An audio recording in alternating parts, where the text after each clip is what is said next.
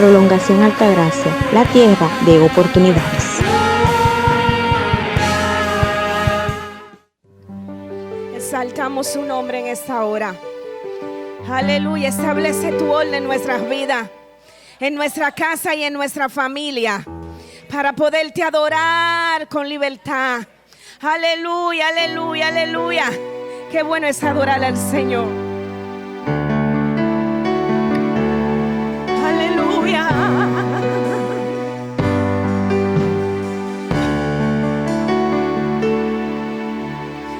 Fácil es decirle Dios del cielo y llamar en tiempo de necesidad, pero hacer su voluntad, sueño y anhelo, y me rindo ante su altar. Y qué fácil es decirte Dios del cielo y llamar en tiempo de necesidad, pero hacer su voluntad, sueño y anhelo, y me rindo ante su altar. Establece tu orden, ven, gobierna mi casa, toma mi corazón y siéntate a reinar. Te declaro Señor y dueño de mi vida. Establece tu orden, yo quiero hacer su voluntad. Y qué fácil es decirle Dios del cielo, Dios del cielo, y llamar en tiempo de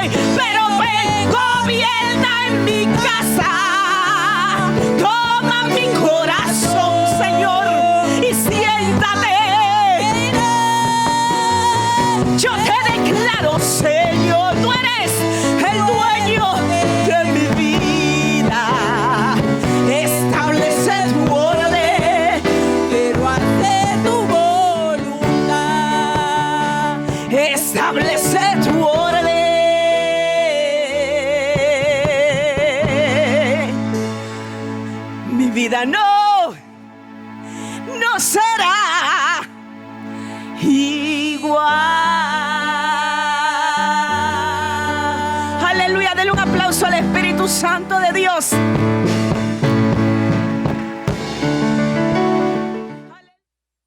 Y en esta tarde noche he venido a traerle unas palabras que más que un tema es como una frase que en ciertas situaciones de la vida Jesús nos las dice para animarnos y que sigamos.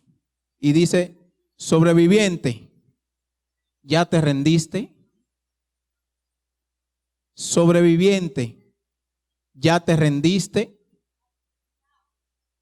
Una persona que es sobreviviente, según la Real Academia de la Lengua, es aquella persona que permanece viva y que mantiene su capacidad funcional mientras enfrenta dificultades graves, incluso una enfermedad potencialmente maligna, y puede superarla. Sobreviviente, a lo largo de la historia de la Biblia, vemos personajes pintorescos diferentes, donde cada uno de ellos, o en su gran parte, se repusieron ante situaciones adversas que pasaron a lo largo de su vida. Enumeré unos cuantos para no ser muy extenso. Uno de ellos es Job, está Moisés, otro de ellos es Jacob, otro de ellos es José y David. Job, es increíble la historia de Job, porque vemos cómo de repente lo tiene todo y cómo de repente lo pierde todo, en un abrir y cerrar de ojos.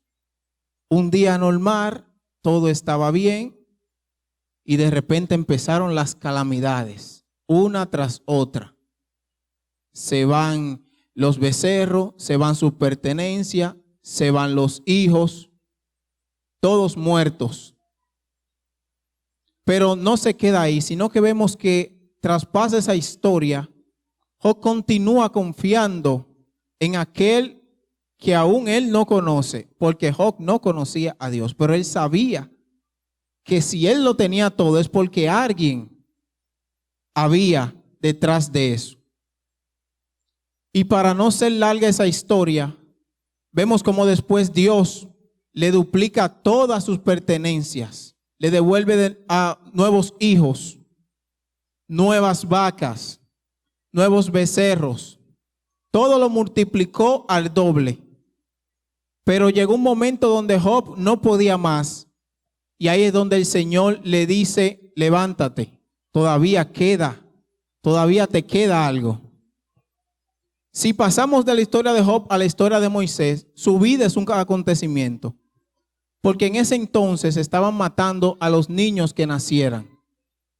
O sea, que él no estaba propenso a nacer, porque el faraón había dado un edicto que mataran a todos los hijos varones que nacieran en esa época, porque tenía el temor de que ya había estado prevenido de que uno de ellos iba a libertar al pueblo. Pero aún en medio de esa dictadura, Moisés pudo nacer. No solo que nació, sino que el mismo que puso el edicto fue el encargado de criarlo, mantenerlo, alimentarlo y llevarlo a un tamaño sin él darse cuenta que ese era el que iba a utilizar Dios para que liberara a su pueblo.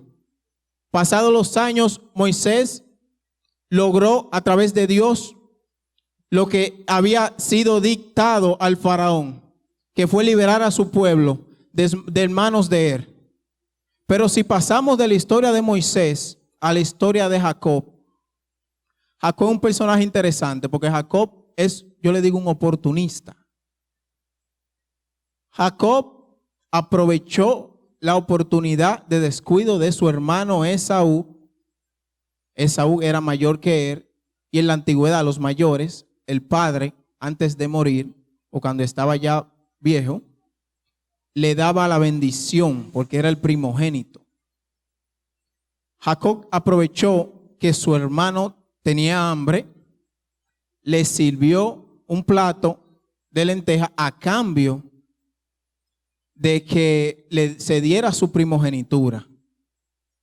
Esaú, como todo hombre cuando tiene hambre, que es ciego, sordo, mudo, entendió que no valía mucho eso, ser primogénito, y le cedió ese permiso.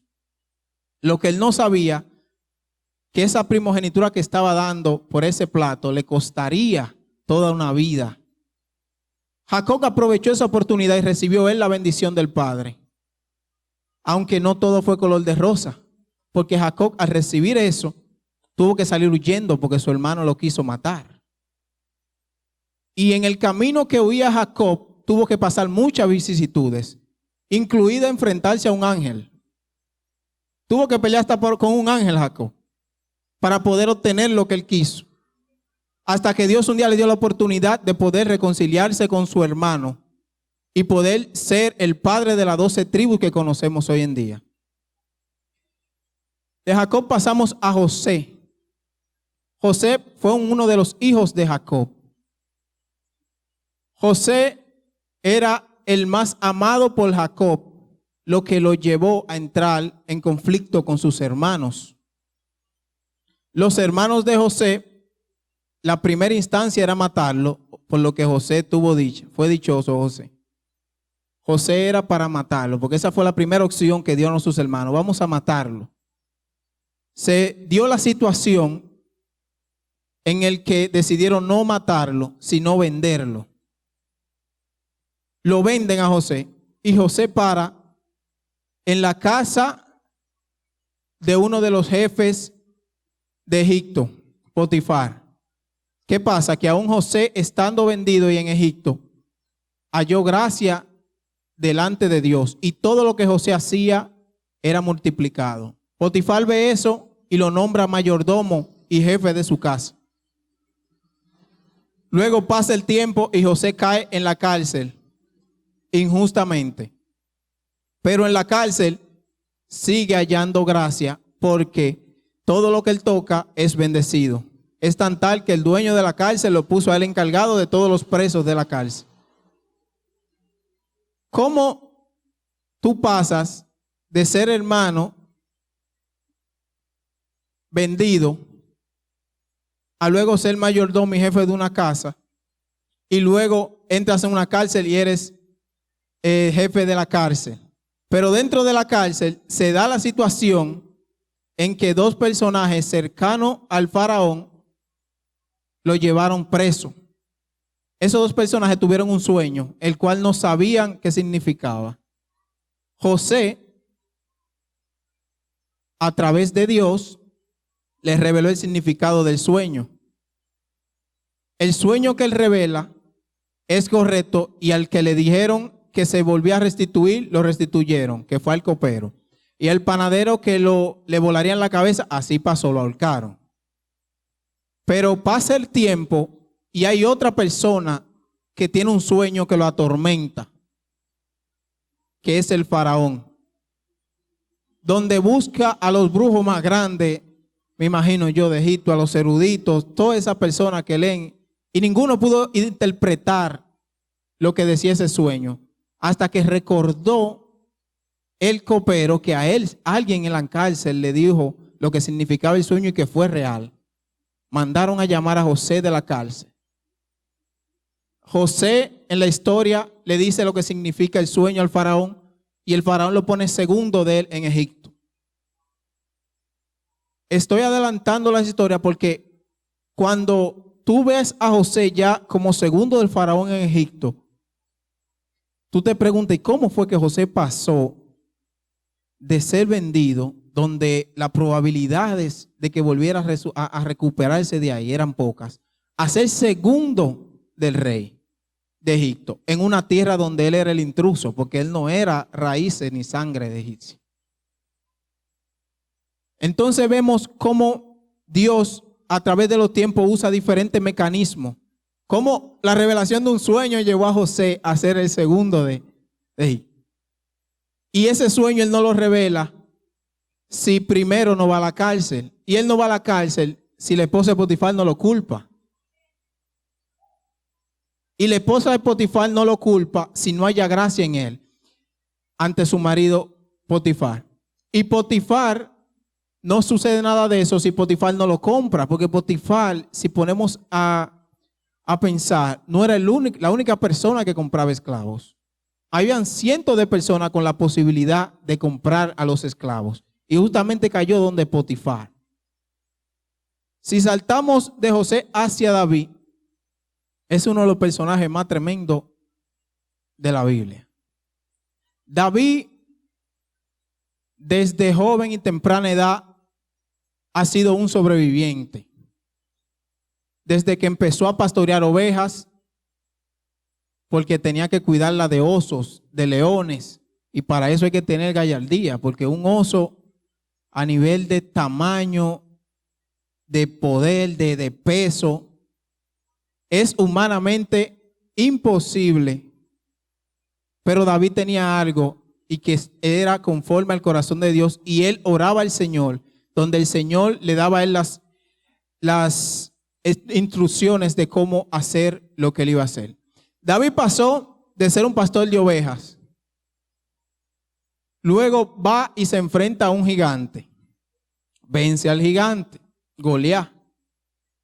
Luego es el encargado de la música del rey Saúl, pero ya ungido, o sea, ya el rey sabía que lo iba a sustituir.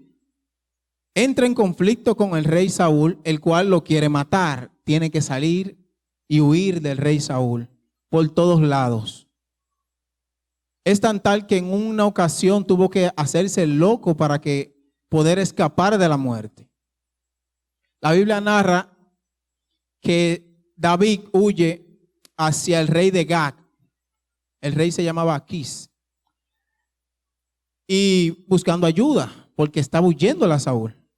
Pero los encargados o los guardias del rey Aquís reconocen quién era David y lo llevan ante el rey y le dicen: rey, este es David el que está buscando a Saúl. ¿Por qué nosotros no aprovechamos aquí y lo matamos? Él ha hecho todos los daños hacia nuestro pueblo y los demás pueblos. David sintió temor, pero le llegó también la sabiduría. ¿Qué hizo David? Se puso como loco. Empezó a bocear, tiraba, empezó a pintar en el aire, empezó a agarrar toda la puerta del palacio y hacer dibujos y empezó, imagínense a David, un animal, lo cual hizo que el rey Aquís dijera: pero ¿y este loco? ¿Usted está seguro que es el hombre que usted me está dando esa biografía? Bastante loco tengo yo aquí en el palacio para traer uno más. Suéltenlo, déjenlo ir, déjenlo ir. Y así fue como David se escapó de ese rey. David huye a la cueva de Adulán, donde ya no le quedaba nada más, pensaba él. Lo que provocó que todos los hombres desechados fueran tras él a esa cueva.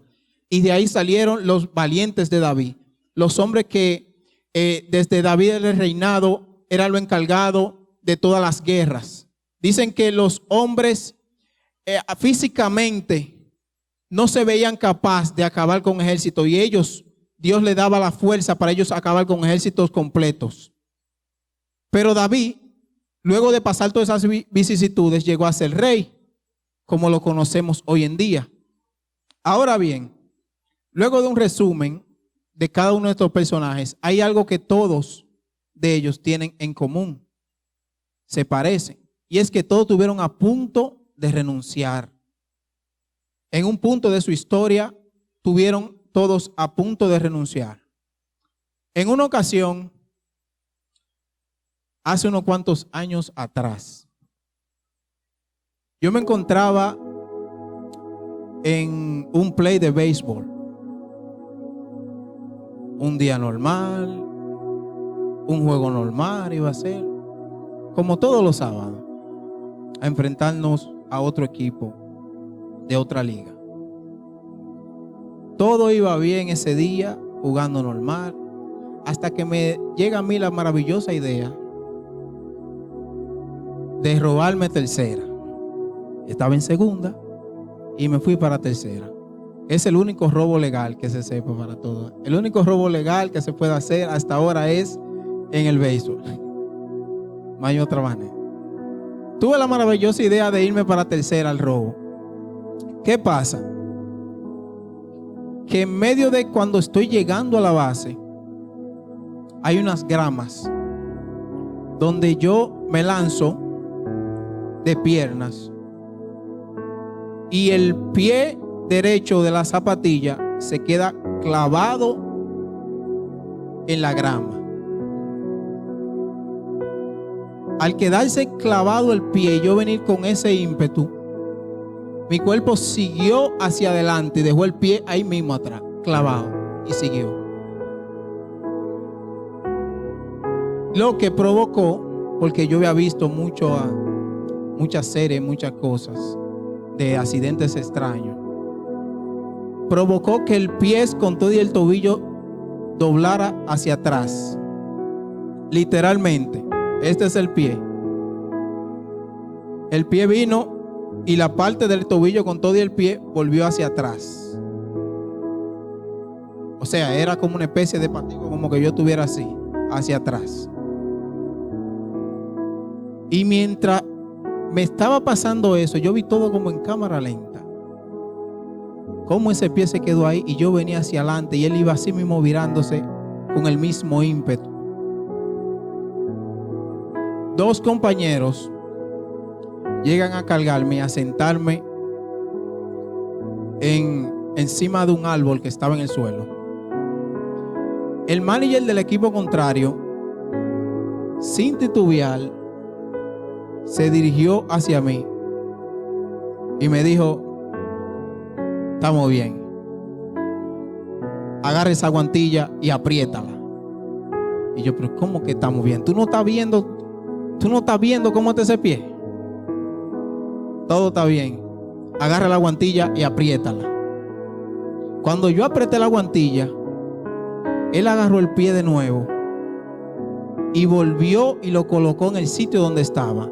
Le dio la vuelta de nuevo hacia atrás. Claro está que lo de afuera yo sentí que le dolió más que a mí. Yo vi como la gente venía, cada vez que él venía doblando, la gente venía como no quiero mirar, no quiero mirar. Dicha lesión provocó que estuviera con yeso 3 meses sin pisar,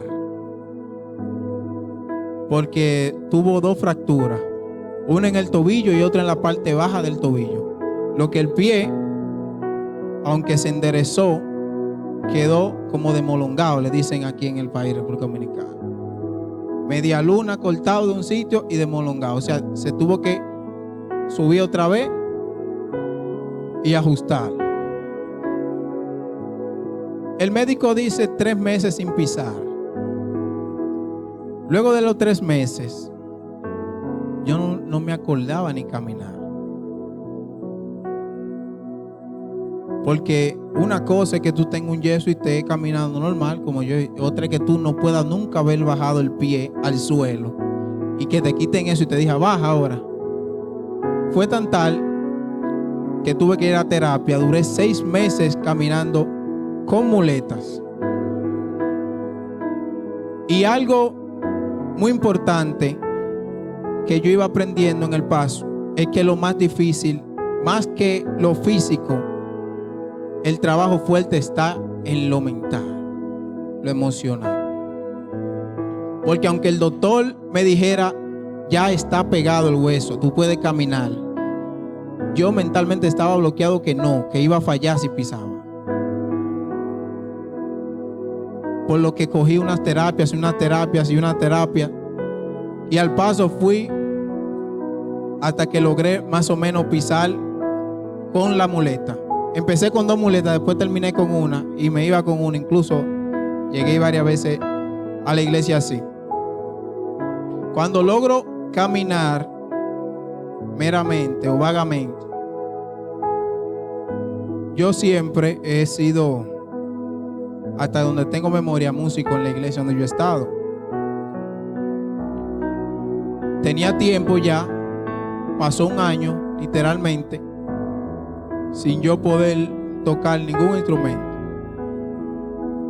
por lo que tenía el temor porque el pie justamente que se dobló era el derecho, que es el pie de más movimiento en el drum. Quizá el que nunca ha tocado no sabe que ese pie rígido no se puede tocar mucho porque tiene que tener movilidad para poder hacer los golpes en el drum. Una noche están cantando y otra vez, como ya ha pasado muchas veces en mi vida, falta el baterista, el otro baterista de la iglesia de ese entonces donde estaba. Y alguien me dice, ¿te animas a tocar? Y yo en medio del miedo dije, está bien. Y subí. Toqué esa noche, pero algo extraño pasó. Luego que termino de tocar, el mismo Dios, yo siento, que me hace esa pregunta. Hey, sobreviviente, ¿ya te rendiste? Yo hablando conmigo mismo le digo no. Entonces me pregunta, ¿estás bien? Y yo sí. Pues vamos para arriba. No pasó una semana de ese episodio cuando entonces nombraron a mi papá pastor de acá. Ahí fue donde yo entendí que yo necesitaba tal vez un descanso para lo que se aproximaba. Por eso una vez lo nombraron a él, yo ya estaba mentalmente como preparado para el cambio, porque ya yo había sentido donde me dicen, ¿ya te recuperaste? Sí. Ok, vamos arriba. Y se dio, no pasaron 3 días cuando se dio el cambio. Pero ¿qué pasa? Yo sé que como a mí me pasó en esa ocasión, todos tenemos una ocasión en la vida donde pensamos que no vamos a poder dar más. Y es ahí cuando debemos de escuchar esa voz que nos dice, sobreviviente, sobreviviente, ya te rendiste, vamos para arriba, sobreviviente, te rendiste ya. Esa es la voz que nos da la fortaleza y nos hace sentir de que no estamos solos como pensábamos, sino de que necesitábamos pasar por ese lapso de tiempo y de situación para entender cuán grande es Dios en nuestra vida. Y hoy Dios te dice, sobreviviente, ya te rendiste, ¿estás bien? Pues vamos arriba entonces. Es lo único que necesitas. Así que en esta noche te digo, recobra ánimo, recobra fuerzas, levántate, sigue caminando, que esto no se ha acabado. Si eres un sobreviviente, ponte de pies y dale un aplauso al Señor, Rey de reyes y Señor de señores. Gloria a Dios. Padre amado, de gloria y de poder, te doy gracias, Dios. Gracias, Dios, por cada uno de estos sobrevivientes que están aquí en este día. Bendícelos, Señor. Que puedan entender cómo cada situación de su vida es para tú manifestarte y para dar una lección a otros y que les sirva de testimonio a su vida y a la vida de otros, Dios. Trae fuerzas, Dios, a cada sobreviviente. Recobra el ánimo del que lo necesite. Te lo pido a esta hora, Dios, en el nombre de Jesús. Amén. Dáselo fuerte al Señor.